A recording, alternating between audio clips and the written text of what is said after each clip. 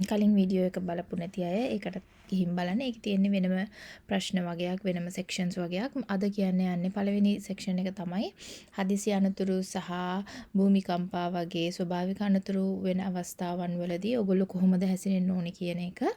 ඒ කියන්නේ ජපානයේ නීති වලට අනුව. ඒ කියන්නේ ජපානයේ නීති ගැන තමයි කියන්නේ. මේ පළවෙනි ප්‍රශ්නය කියන්නේ භූමිකම්ප අනතුරු ඇඟවීමක් නිකුත් කළ විට ඔබ වහාම මෝටර් රථය නතර කළ යුතුය කියන එක. උත්තරේ වෙන්නේ incorrect. ඒ කියන්නේ වැරදි. වහාම මෝටර් රථය නතර කළ යුතුය කියන එකට තමයි මෙතන අවධානය යොමු කරන්න ඕනේ. ඔබ මෝටර් රථය නතර කරන්න ඕනේ තමයි. නමුත් වහාම නෙමෙයි. අනිත් දේවල් බලලා ඇත්තටම නතර කරන්න පුළුවන්ද කියලා බලලා අනතුරු ඇඟවීමක් නිකුත් කරහනම් තත්ත්වය සලකා බලලා තමයි මෝටර් රථය නතර කරන්න. වහාම ඉමීඩියට්ලි කියන එක තමයි මෙතන ප්‍රධාන වචනය. ඔයාලා අනිවාර්යෙන් සැලකිලිමත් වෙන්න ඕනේ.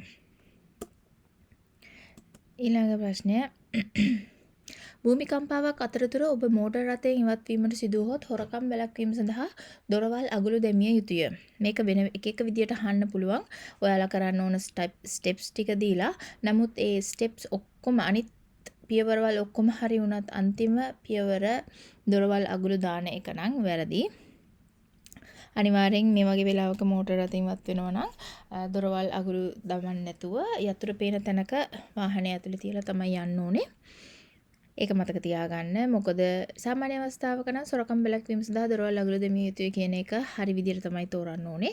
නමුත් භූමිකම්පාවක් වගේ ස්වභාවික අනතුරක් අතරතුර මෝටර් රථයෙන් ඉවත් වීම සිදු වුණොත් අනික් පියවරවල් ටික හරි වුණත් එක පියවරක් හරි වැරදි නම් වාක්‍ය වැරදි කියන එක තමයි තෝරන්න ඕනේ ඔයාලා.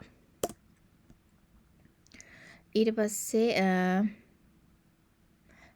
ඉවැකුවේෂන් එකදී කියන්නේ හදිසි ස්වභාවික අනතුරක් හෝ හදිසි අවස්ථාවක ඉවත් කිරීමකදී වාහනයක් මාර්ගයේ තියලා යන්න වුණොත් ඔයාලට ඒ මාර්ගයේ දකුණු පැත්තේ නවතා තැබිය යුතුයි කියන එක තමයි මේ වාක්‍යයෙන් කියන්නේ. වැරදි. වාහනය වම් පැත්තේ තමයි නවත්තන්න ඕනේ. හදිසි අවස්ථාවක ඉවත් කිරීමක් සිද්ධ වෙනවා නම් ඔයාලට වාහනේ දාලා යන්න සිද්ධ වෙනවා නම්.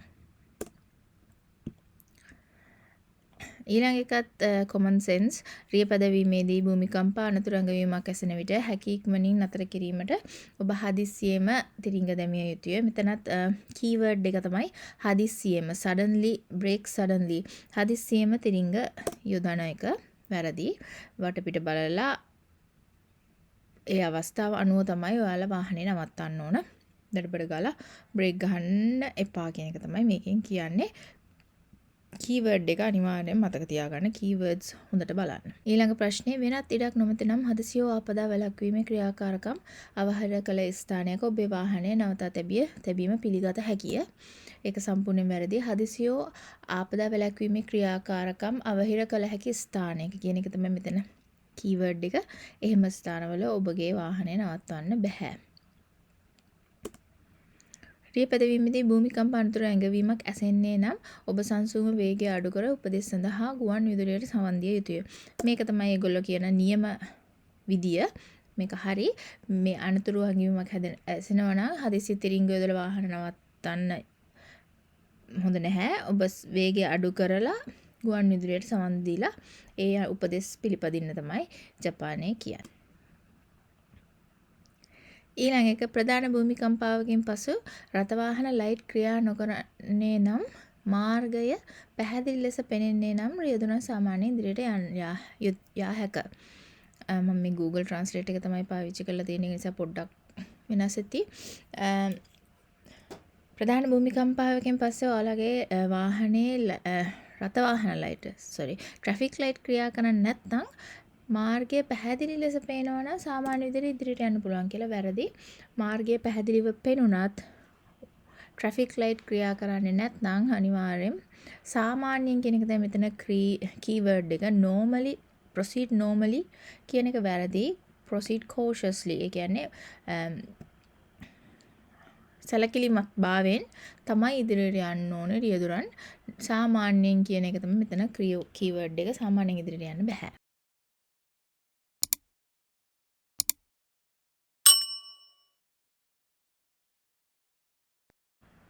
ඔබ සුනාමියකින් බේරීමට නම් යන්නේ සහ වෙනත් විකල්පයක් නොමැතිනම් ඔබේ වාහනය යොදාගෙන ඉවත්වීමට අවසර ඇත.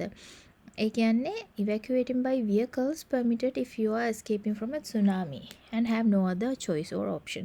ඒ කියන්නේ ඔයාලා මේක හරි සුනාමියකින් බේරමින් සිටින අවස්ථාවක විතරක් ඔයාලට වාහනයේ ඉඳන්ම යන්න අවසර තියෙනවා ජපානයේ.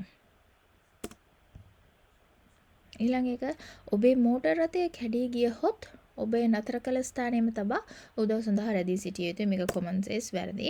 මෝටර් රථය කැඩී ගියහොත් අනිවාර්යෙන් ඔබට පුළුවන් නම් හැකියාවක් තියෙනවා නම් ඒ වාහනය අයිනට ගන්න ඕන අනිත් ට්‍රැෆික් වලට බාධාවක් නොවන විදියට. ඊළඟ එක රාත්‍රියේ සාමාන්‍ය මාර්ගවල කිසිදු අනතුරු ඇඟවීමේ උපකරණයක් නොමැතිව මෝටර් රථය තැබීම පමණක් ප්‍රමාණවත්ය. වැරදි. සාත්‍රියක සාමාන්‍ය මාර්ගයක වුණත් එක්ස්ප්‍රස් වේ වුණත් අනතුරු ඇඟවීමේ උපකරණය කියන්නේ උපකරණයක් හෝ ලයිට්ස් අනිවාර්යෙන් අවශ්‍යයි. මෝටර් රථය නවත්වනවා නම්. දාලා යනවා නම්. ඊළඟ එක ඔබේ මෝටර් රථය වෙනත් වාහනයක ඇදගෙන යා යුතු නම් වාහන අතර දුර මීටර් 5කට වඩා වැඩි විය හැකිය. හොඳට කියවන්න අනිවාර්යෙන් මේ වගේ ප්‍රශ්න දුර මීටර් 5කට වඩා අඩු වෙන්න ඕනේ. මේ මීටර් 5 කියන එක ජපානයේ රූල් එකක්. ඒක නිසා ඒක මතක තියාගන්න. මීටර් 5කට වඩා වැඩි වෙන්න බෑ වාහන ඇදගෙන යන වාහනය සහ ඇදගෙන යනු ලබන වාහනය අතර දුර. ඇදගෙන යාමේදී සෙන්ටිමීටර් 30ට වඩා විශාල සුදු රෙද්දක් මාර්ගයට සවි කළ යුතුය. මේක පොඩි වැරදීමක් තියෙනවා. ඇදගෙන යාමේදී වර්ග සෙන්ටිමීටර් 30ට වඩා විශාල සුදු රෙද්දක් වාහනයට සවි කරන්න ඕනේ. ඔබ ඇදගෙන යන වාහනයට. වර්ග සෙන්ටිමීටර් 30 කියන එකත් අනිවාර්යෙන් මතක තියාගන්න. මේකත් අහන්න පුළුවන්. උත්තරේ හරියි. මේ වගේ ප්‍රශ්න කරන්න බලාපොරොත්තු වෙනවා. ඒක නිසා part 3 එකත් ඉක්මනට අරගෙන එන්නම්. එතකම් subscribe කරලා තියාගන්න. මාර්ග සංඥා ගැනත් වීඩියෝස් දාලා තිනවා. ඒවත් අනිවාර්යෙන් බලන්න.